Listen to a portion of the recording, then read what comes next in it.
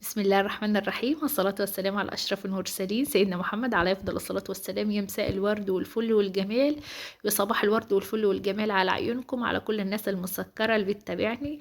بصوا بقى الفيديو ده هنعمل فطير مشلتت، وسر كمان التوريق بتاعه وازاي يطلع معاكي منفوش وهش كده وخفيف، ويكون رقات كده والطبقات تكون باينة فيه ومورق من جوه وكمان مقرمش من بره. ومش تنسونا كده بقى باللايك والشير، واللي اول مره يدخل على القناه يعملنا اشتراك ويفعل الجرس عشان يوصلكم كل جديد. وتابعونا على صفحتي على الفيسبوك مطبخ فتحيه فاروق. يا جماله بقى مع العسل الاسمر والطحينه والقشطه والجبنه القريش، مفيش بقى ايه احسن من كده. يعني مهما اوصف لكم في الفطير ده كان طعمه عامل ازاي وشكله ونفسه، بصوا نفسه كان تحفه كده ملوش حل، مش هوصف لكم حق. يعني كمان الكاميرا كمان ظلمه.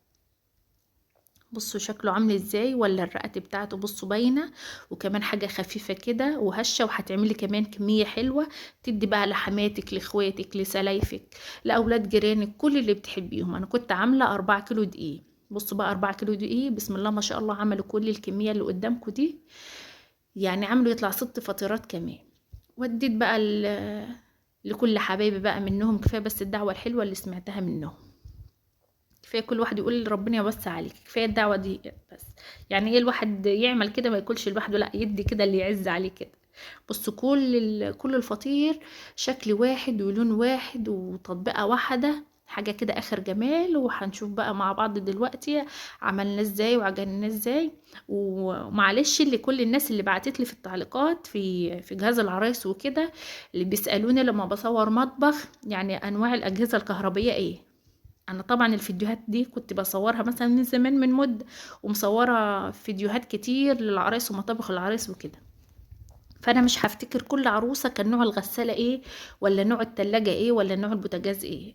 فانا يعني ايه لما برجع للفيديو ان كانت اللقطة جايباها بقول، مش جايباها بقول والله يا جماعة انا مش فاكرة بالظبط هو كان ايه. بس بعد كده بقى يعني ايه عدت بركز في الموضوع ده وانا بصور الحاجات دي.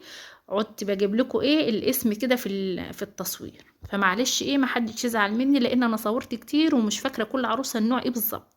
انا بصوره بس. جبت هنا بقى العجان بتاع الاستانلس، وكان معايا هنا 4 كيلو دقيق. حطيت هنا بقى المية بتكون عادية، اللي هي عادي من الحنفية. وبحط فيها كده ملح وسكر، بس نسبة السكر بتكون أعلى من الملح. يعني في ناس بتحبه ما بتحطش عليه سكر، بتحط ملح بس، لا احنا بنحبه نسبة السكر تكون أعلى من الملح. ليه؟ لأن يعني الطعم بعادل بعضه. ونزلت هنا بقى بالدقيق، وحطيت هنا كيس بيكنج باودر. البيكنج باودر ده ليه بقى يا توحة؟ عشان بنفش العجينة معاكي وبنفش الرقات كده بتاعة الفطير بعد ايه ما الواحد كده بيفرده. يعني البيكنج باودر ده حاجة حلوة خالص.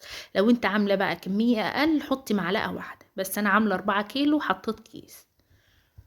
وطبعا هنا بدأت اعجن. اهم حاجة في عجين الفطير العجن بتاعه، ده اهم خطوة فيه. يعني كل ما تعجني فيه كل ما العجينة معاكي بتفرد معاكي. يعني هنا انا عملت في العجان ده مش عملت في الكهربائي، لان انا كنت عاملة كمية كبيرة، كنت عاملة 4 كيلو. يعني العجان باخد نص كيلو كيلو بس. فطبعا عشان مش تضغطي على العجان بتاعك وكده مش يبوظ وكده، لا انا عملت بيعملي بايدك كده. طبعا بدأت كده ألم في العجينة، وكل مدى ما بزود دقيق وألم العجينة بإيدي. يعني العجينة دي لا تقل عن ربع ساعة عجن. كل ما تعجني فيها كل ما العجينة تكون معاكي أحسن. يعني ايه بتعمل عرق كده معاكي بتشد بتمط. لما تيجي بقى تقطعيها قطع صغيرة كده وتفردها على الصينية تعمل معاكي. وزودت هنا بقى نص كوباية زيت.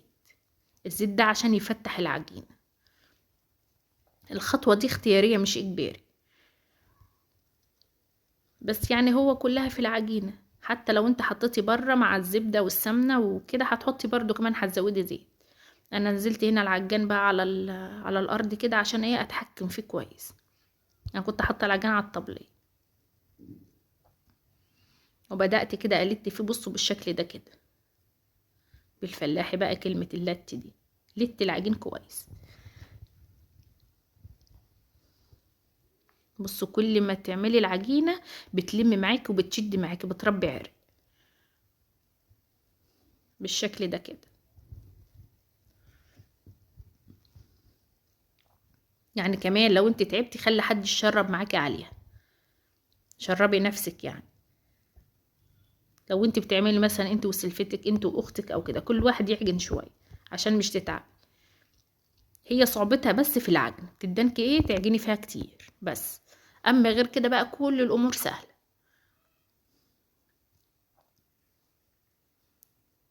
بصوا العجينه بقى فتحت وربت عرق وقعدت بتمط، بصوا المطه دي بقى، هو ده بقى سر العجين، عجينه الفطير. جبت هنا بقى الطبليه ورشيت عليها كده حبه دقيق عشان العجين اما اقطعه كده كور صغيره. عايزه تعمليه كور صغيره ماشي، عايزه تعمليها الفطيره مره واحده ماشي. انا هعمل لكم الطريقتين دلوقتي، طريقه كده وطريقه كده. بدات كده اقطعها، بس كله بيكون ايه مساواه بعض، اللي هي التقطيعه دي كده عامله زي الكوره كده صغيره كده.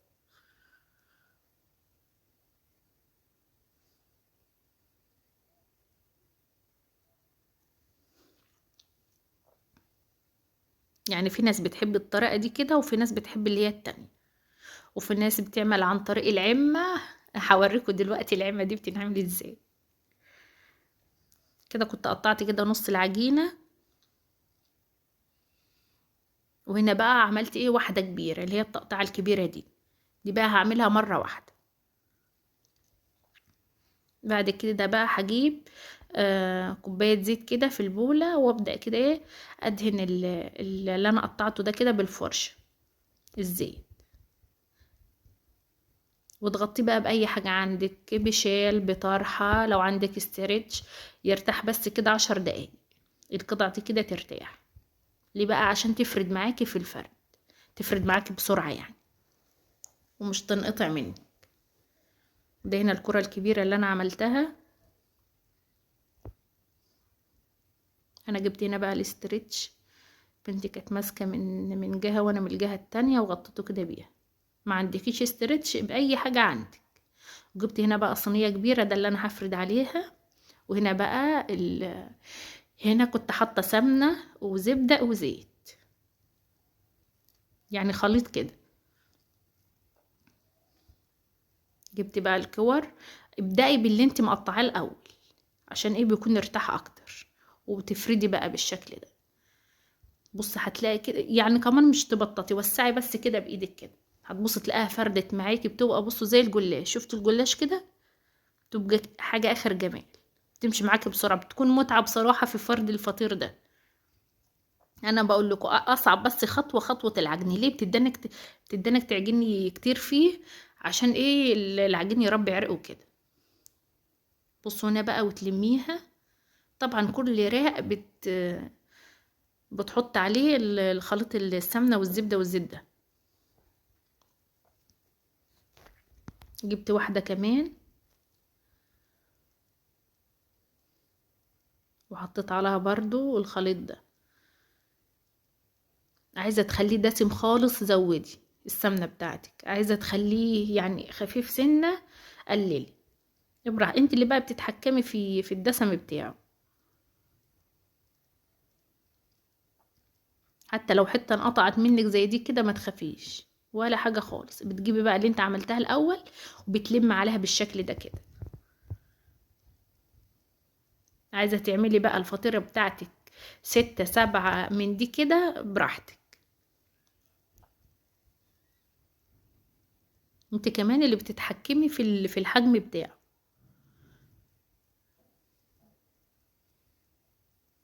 بصوا بيفرد في ثواني، مش في اي مشكلة خالص في الفرد بتاعه.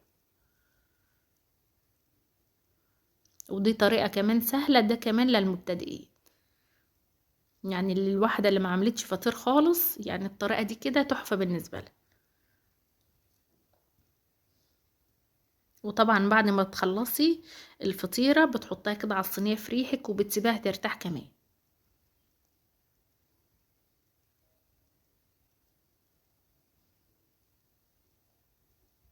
انا هنا كنت عاملة 6 رقات، يعني كل فطيرة 6 رقات.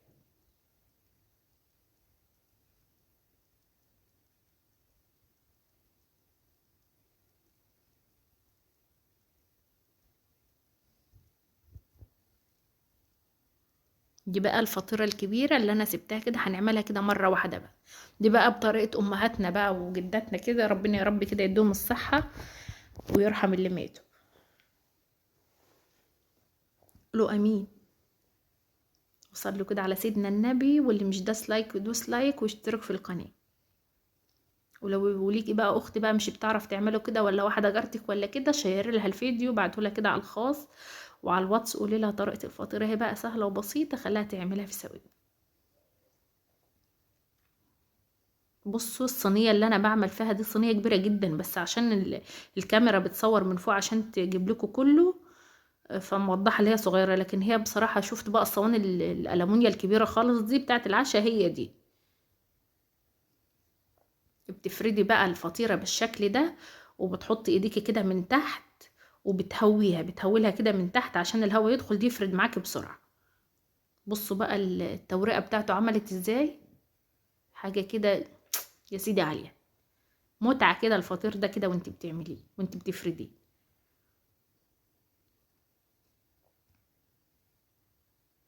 ولا ينقطع منك ولا اي حاجة.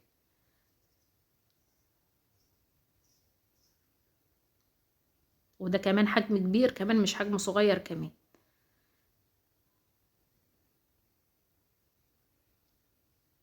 كل ما الهواء بيدخل للفطيرة من تحت كل ما بتكون احسن. وحطيت هنا بقى السمنة بتاعتي، بدأت كده ألم بقى، وكل تانية بحط سمنة وبشد عشان ايه، افرد كمان اكتر واكتر على ايدي.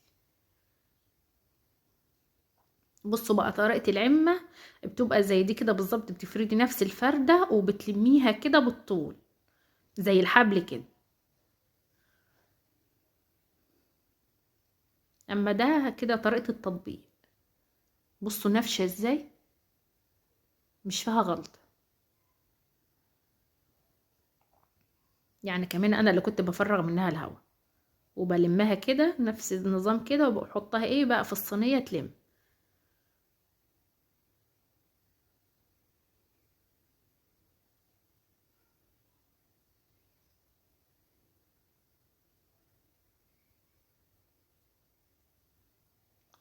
بقول لكم الطريقة دي جميلة خالص وسهلة خالص. بصوا بتفرد معاكي في ثانية، في ثواني كده تكوني مخلصة. وكمان ينفع كمان مشروع.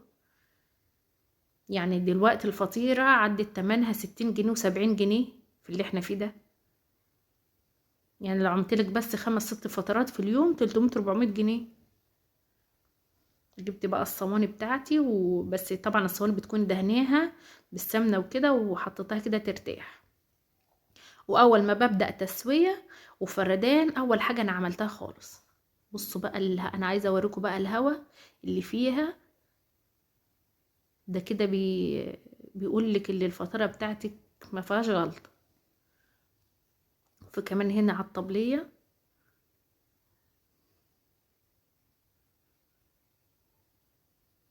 بعد كده بقى بجيب اول حاجة انا عملتها وبفردها، وبعد كده بقى ايه بدخلها ايه في الفرن. بس انا عاوزة اوريكم بقى كمية الفطير اللي احنا عملناه، وب4 كيلو بس. فردت اول حاجة انا عملتها في الفرن. بصوا بقى الرفعة بتاعت الفطير عاملة ازاي.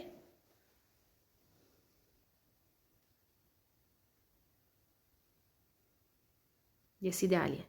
طبعا عملت كل الفطير بالشكل ده كده، ولونه بصوا بقى اللون بتاعه الذهبي من تحت ومن فوق. اهم حاجة التسوية، النار بتكون عالية في الفطير، النار بتكون عالية ليه؟ عشان يطلع معاكي حلو ومرق ومش يطلع معاكي ناشف. ده بقى سر الايه التسوية بقى، النار تكون عالية من فوق، ويعني ايه بس من تحت مش قوي. اوعي تسويها على نار هادية، هيبوظ منك على طول، هيطلع معاكي كده مجلد ومش حلو، وبيكون ناشف. لا النار العالية بتخليه بسرعة. يا رب كده الفيديو يكون عجبكم، مش تنسوا اللايك والشير والاشتراك في القناة وتفعيل الجرس عشان يوصلكم كل جديد. هاتي بقى العسل بتاعك والطحينة بقى والجبنة القريش والسلطة وظبطي بقى، وكمان ممكن تعملي كمان وتحطي على وشه وانت بتسويه، يبقى عامل زي البيتزا كده كمان على عجينة. كمان ممكن تقطعي طماطم وفلفل زيتون جبنة موتزاريلا اي حاجة كده كمان على الوش ساعة التسوية، بتكون بيتزا الفطير. يعني اخترعي كده وانت بتعملي. بسم الله ما شاء الله، حاجة وكمية بقى محترمة. ادي بقى لاصحابك وحبايبك وجيرانك واولادك وظبطي الدنيا. مش تنسينا بس كده بدعوة حلوة كده. ربنا يا رب يصلح حالنا وحالكم جميعا.